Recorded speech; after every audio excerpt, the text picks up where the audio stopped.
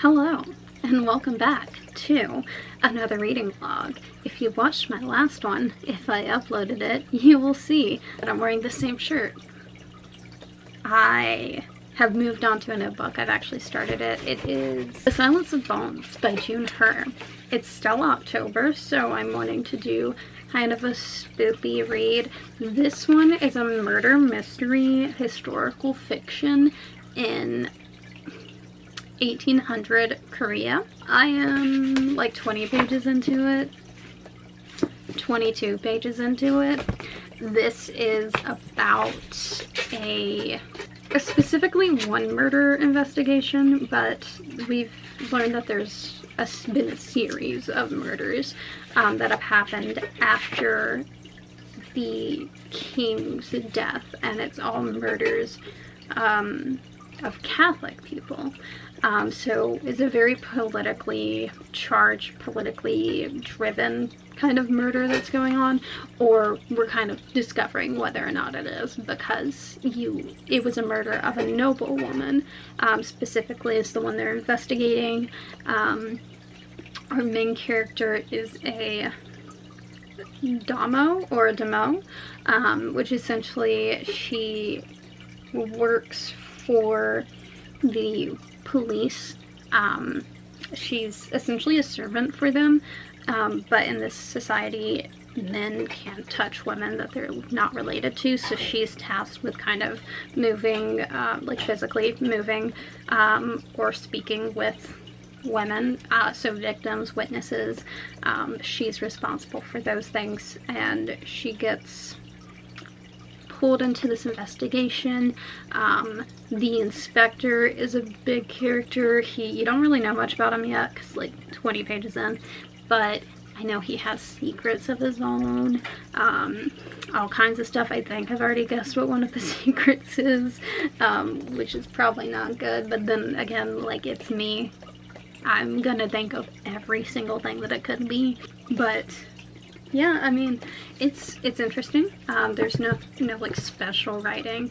I would assume that this is historically accurate, so I'm finding that most interesting right now, because I obviously do not know anything about Korean history. So the just politically charged atmosphere of the novel I find very intriguing. I didn't know you know, Catholicism was so considered to be bad. I didn't know Confucianism, I think that's how you say that, was the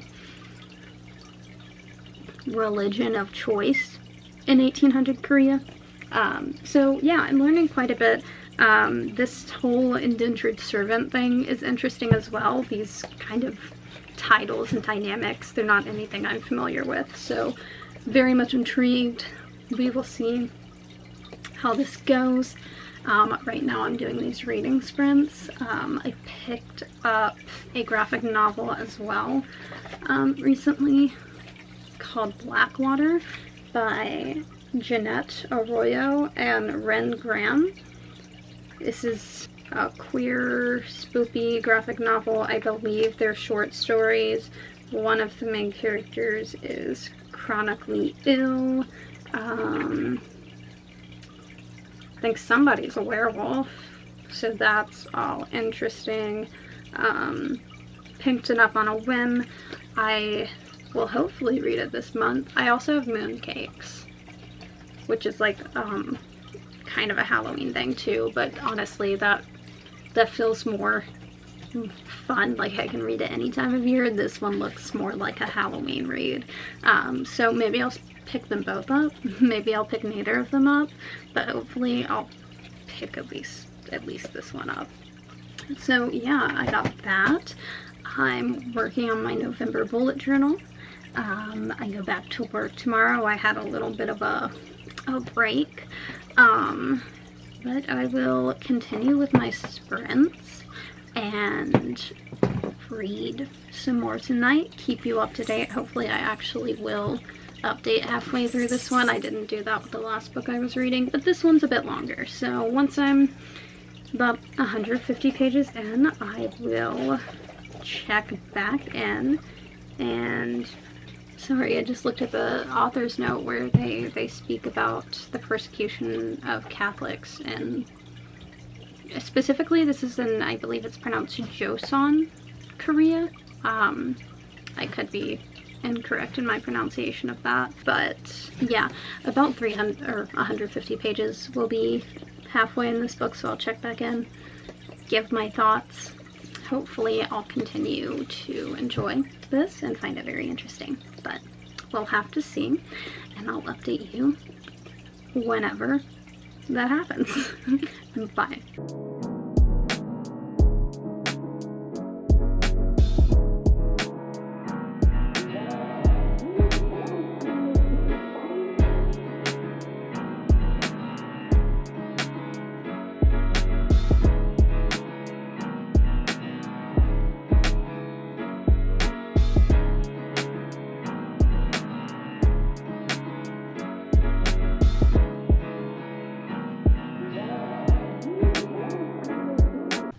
Hello. I read this, by the way. It was fun. It was sweet. This is Blackwater by Jeanette Arroyo and Ren Graham. It's kind of like a little paranormal small town graphic novel with queer characters, men loving men. I will say I didn't love both the art styles. I didn't realize until I opened it up that the art style actually does alternate between chapters. And there's one illustrator that I very much like over the other. Don't know who illustrates what. Doesn't really matter. I thought this was cute. I don't know if it's gonna be a series or if this is just supposed to be a standalone, but it was fun. It was sweet. I might come back to it just like as a spooky sort of read. It has to do with werewolves and ghosts. Obviously the main characters are queer, but it's not like a coming out story. It's just kind of a little crush that they each have on each other. There is like one character who I would say is not great. He's certainly ableist, or he just makes assumptions about one of the characters who we know is chronically ill. So I perceive that as ableist. That is something, like a conversation that is had. I mean, I feel like I read it in one sitting. I don't have too much to say about it. If you want a spooky little graphic novel, pick it up. Like, have fun. As far as the Silence of Bones goes, this is it. I am a little over halfway through. I don't know how I feel about it. At one point I thought a romance was brewing, and I got really uncomfortable because the inspector whom I thought this romance was with is 11 years older than our main character. The main character is 16, and she has like this obsession with him. I think she blindly follows people. She becomes too loyal when people haven't really done anything to earn her loyalty. I got a babe. Can you see her tail? Oh, yes you can. And you can see her face. With her cute little bow tie. She's purring. I don't know if you can hear that. I was talking about this book yesterday and then my camera died. I'm 200 pages into The Silence of Bones. I don't know how far I got when I was speaking about it, but essentially there's a really big age difference between the main character and the inspector, and it was kind of like unclear whether or not he was supposed to be a love interest, because she's like straight up obsessed with him, at the beginning at least, because one person shows you kindness and suddenly that's how that works. But like in her position, I guess I understand. She is an indentured servant, essentially a slave. So yeah, I get it.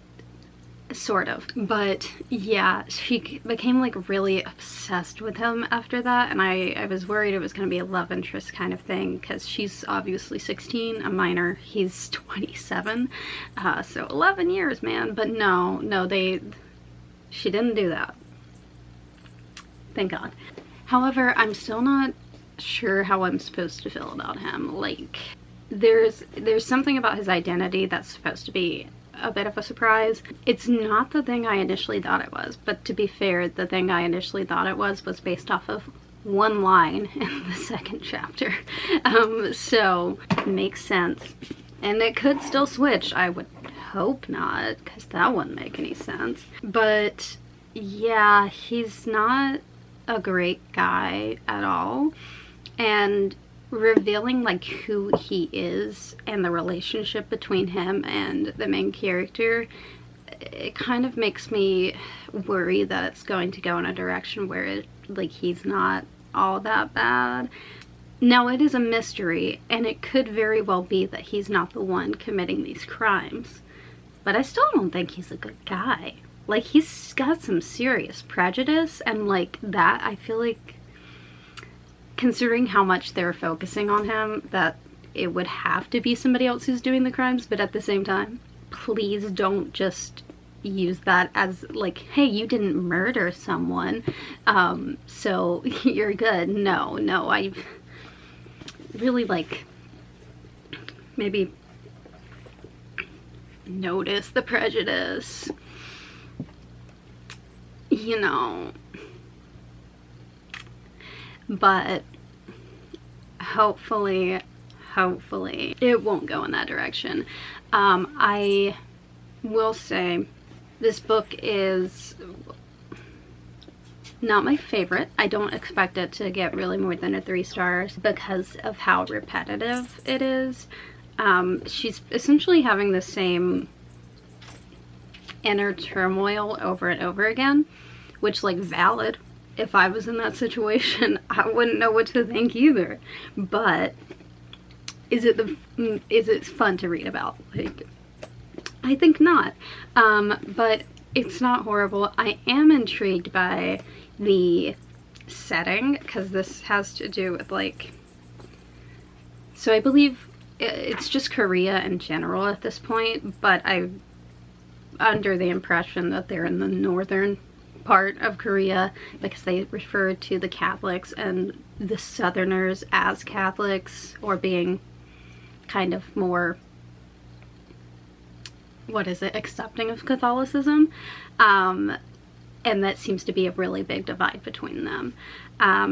So that's something I am interested in. This seems like it's almost leading, I believe it's leading to one of the earlier events in Korean history that would have caused such a divide.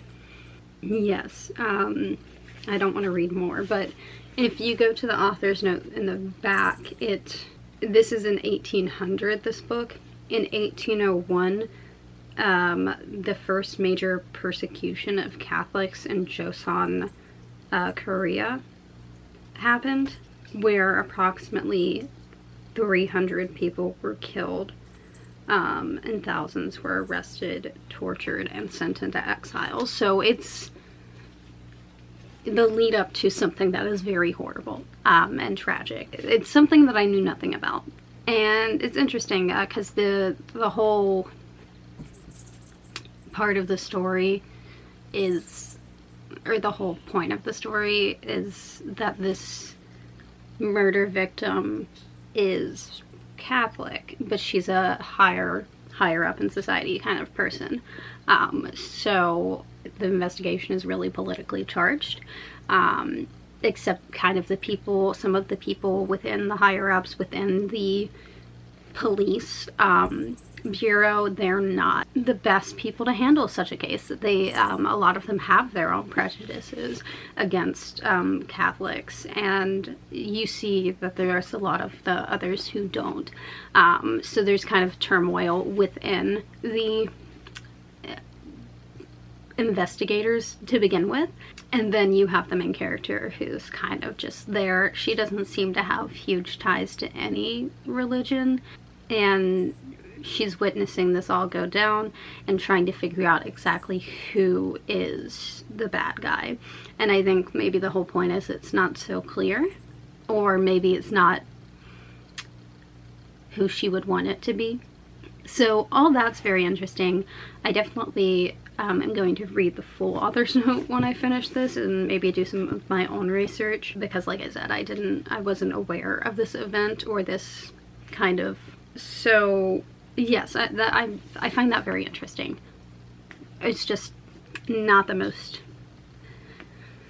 intriguing book in terms of writing and pace. Like I said, it's a lot of the same inner turmoil over and over again.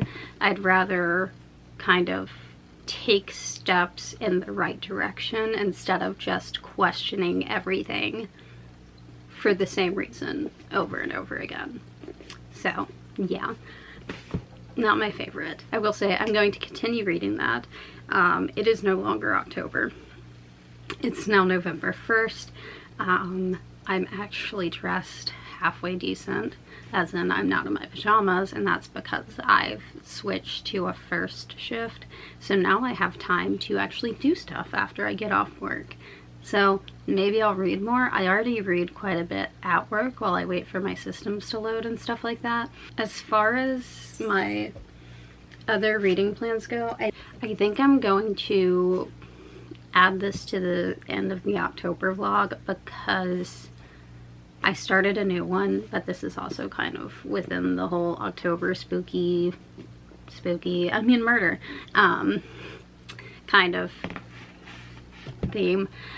So I think I'm just gonna add this back into, or add it to that, and then start a new vlog afterwards that's not really as themed, but I do have a book already that I know I'm gonna read for that.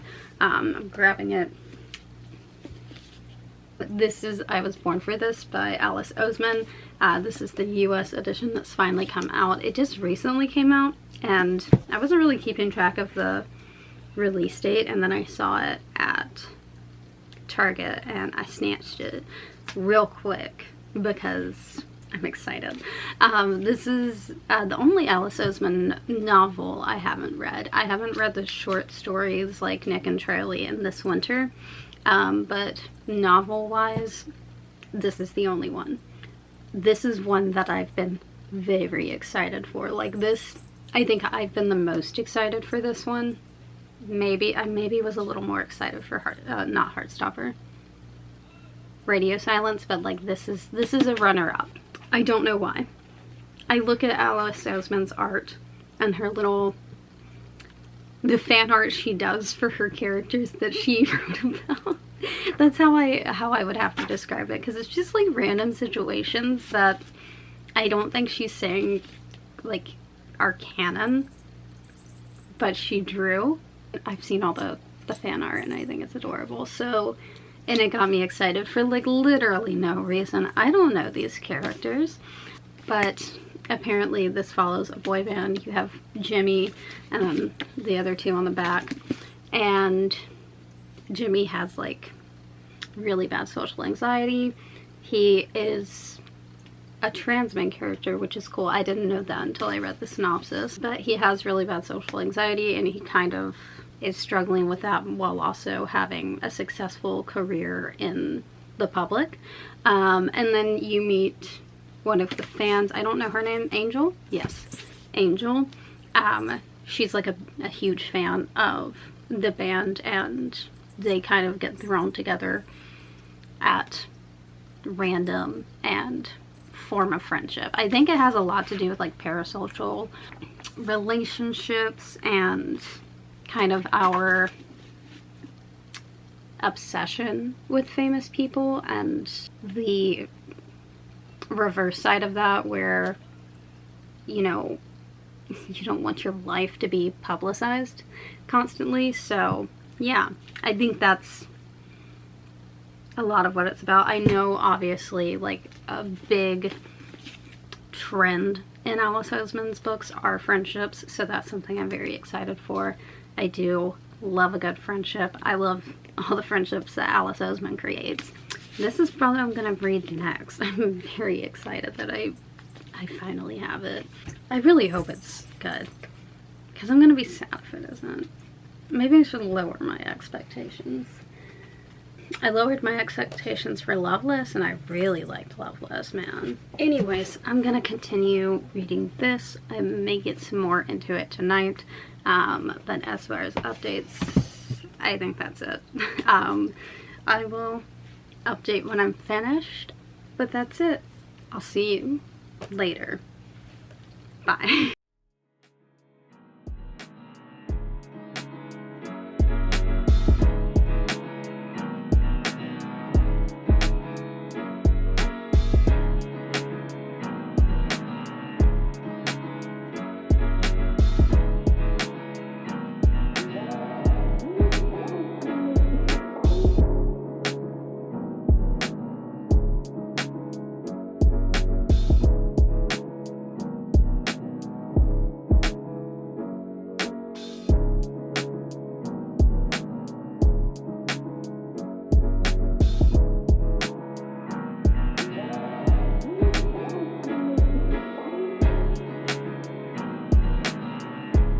I finished The Silence of Bones. I finished it 3 days ago? I think it was 3 days ago. It was like the day after I updated last, and then I didn't update immediately. We love procrastination. Anyways, this is still a 3-star. I mean, I think I said it was going to be a 3-star. I stand by that. It's certainly not my cup of tea. I did think it was very interesting. The historical aspects of this I really liked. The murder mystery aspect of it, I did not. Like I said, I thought it was very repetitive. It did go in a different direction than I was expecting. I mean, it wasn't like completely out of the blue. I did, like, it crossed my mind that this was going to be what happened, but what I wanted to happen was like a lot more dramatic than that. But if I had known the historical context, then I would have known I was wrong. But it doesn't matter. What I thought would have been a nice twist didn't happen, and could not have happened because of historical context. It was still just okay. Like I said previously, it was really repetitive, like over and over. She questions herself about the same thing over and over again, and I don't know if it was supposed to be a surprise, because she noticed aspects of like this one person even in the beginning of the book, so it just, so I would assume it's not supposed to be a surprise, but like she continues to question it, the main character, and that just kind of repeated, like went around in circles with the same questions over and over again. Like she couldn't make up her mind. I get it, you're trying to figure out this mystery, but maybe don't make like solid declarations of people's guilt until you know for sure, because then stuff like this happens, you know. Anyways, I didn't love that. I didn't think the main character was very smart either, which is so strange, because they give her so much praise for having like solved this mystery, which I guess, I mean, she got it wrong several times before she solved it. So to me, that takes away from the intelligence. And then just, I can't get over how, I get it, like she's not a fighter or whatever, that's not what the story is about, but she goes into situations where she knows she's going to be facing a murderer, a serial killer, straight up, and she doesn't even think to arm herself. Like, you don't have to be good at it. You don't, really. Just like get a knife or something. You still probably could die. Even with it, but at least then you have a chance to me it just seems ridiculous. So yeah, that might be stupid and nitpicky of me, but like, it wasn't smart. I think I mentioned the inspector character in here and how I was hoping they would still acknowledge the bad things about him, and I will give the book credit for that, because despite his relationship to the main character, what that ended up being, they handled it well. I mean, he was not a good person, and he was so dead set on revenge that it overtook his life. And so I think that's honestly the main point of this story, like how your prejudices and your desire for vengeance can be so damning. And that makes sense. When I read the author's note, there was a similar thing with one of the people who was persecuting the Catholics. So I think maybe those parallels made a lot more sense after I read the author's note. So I appreciate that that's how his storyline ended.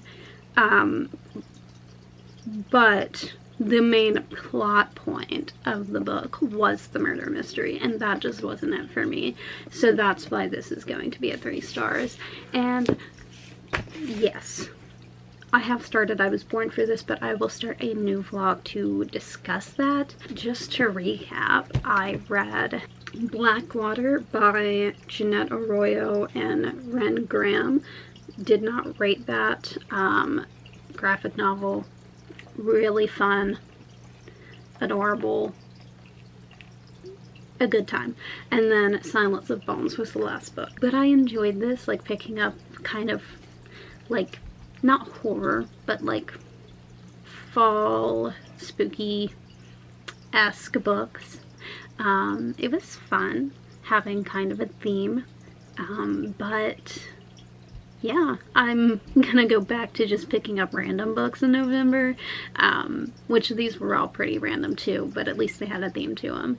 And then, I don't know, maybe I'll do like a themed thing some months. I know I did one for in Pride June, for Pride, but this one was really, really enjoyable.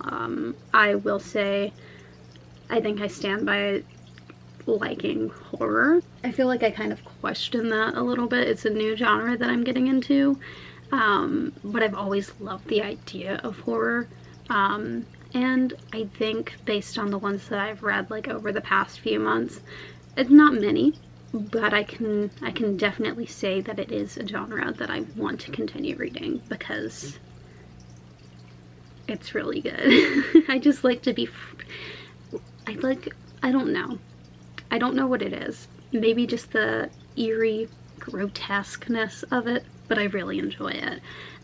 So yes, once again, I don't have much else to say. I will go back to my normal random shit in November. But yeah, I hope you all enjoyed this vlog. My Halloween decorations are still up. I will probably also put up the Christmas decorations because November is just essentially both holidays to me. So yeah, stay tuned for that, and I will see you all in my next vlog. Bye.